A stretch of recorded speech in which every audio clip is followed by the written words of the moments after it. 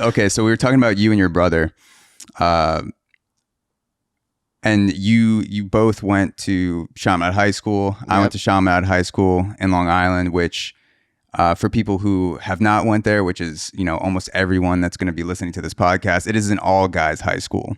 So I wanted to know for you, how do you think you're different now having went to an all guys high school?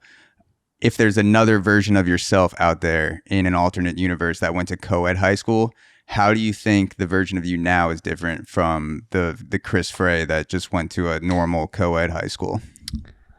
I mean, it's definitely different. I think that, especially because Chaminade was super religious, it made me super religious. So like, I'm not now because like obviously we're out here doing this on a Sunday. This is holy water. Yeah, Chris made me fill this up with holy water before the podcast. Yeah.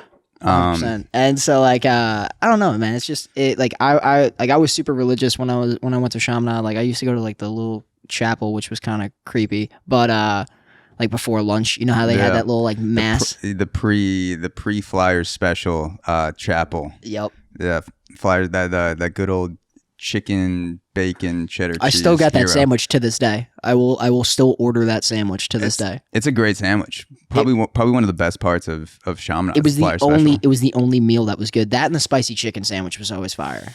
Yes, that could rival Chick-fil-A.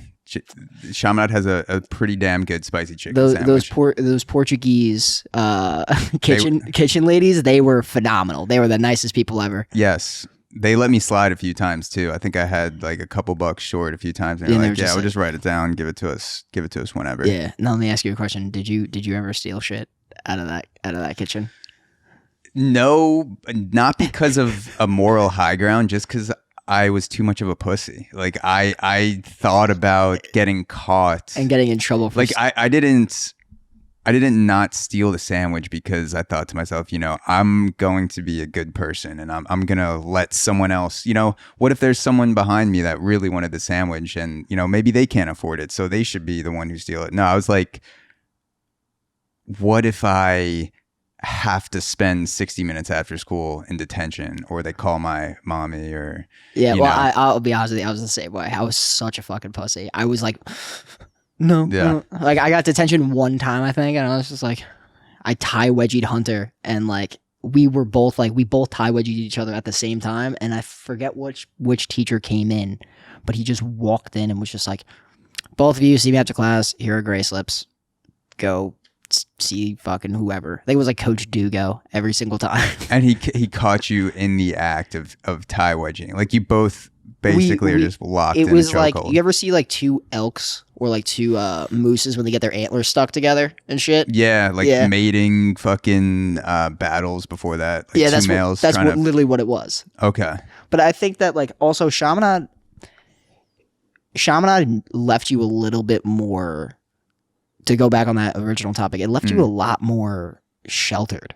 I felt like I was so sheltered, and that like my routine was so structured. And I also didn't do well in school. Like I didn't give a shit. So like it didn't matter to me. Like kids would kill themselves fucking studying for these tests. And I was just like, would you look at that? It's 11 o'clock. Well, it's especially the way we had the tests set up, because we had the comp exams at the end of the year that were worth 50% of your grade.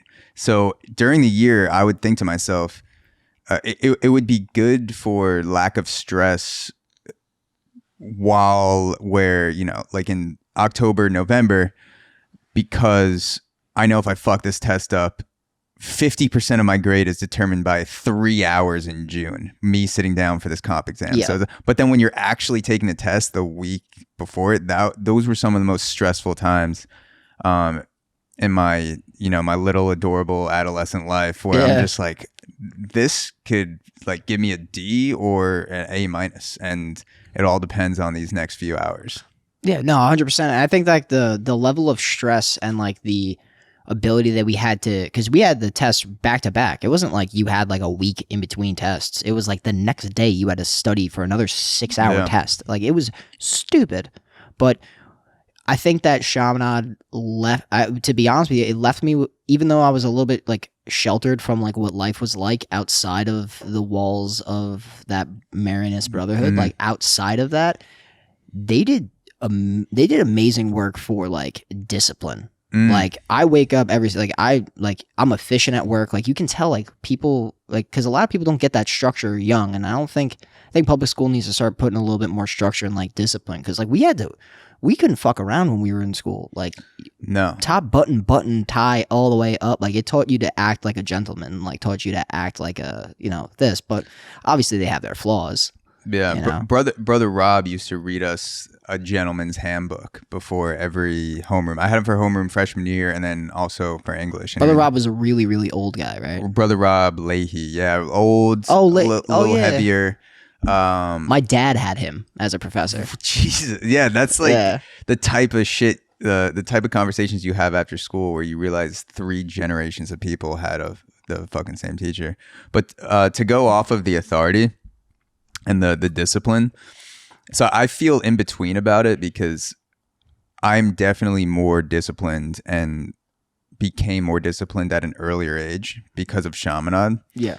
And at the same time, the structure of Chaminade and the strictness and that disciplined setting made me almost too willing to trust authority or kind of just give in to authority at a younger age. Because it took me a while to realize that most adults are just fucking like also have no clue. They're basically bigger kids in a lot of ways that people figure it out, and a lot of people are good at putting on the front of being an adult. I do the same shit. Like with podcasting, I try to be very professional, and I am slowly figuring that out. But with other aspects of my life, like a lot of things, I have no fucking clue, and especially things I don't build an expertise in. Yeah. And it took me a really long time, probably not until I was maybe sophomore, junior year in college, to be okay with going against authority just because someone was a professor or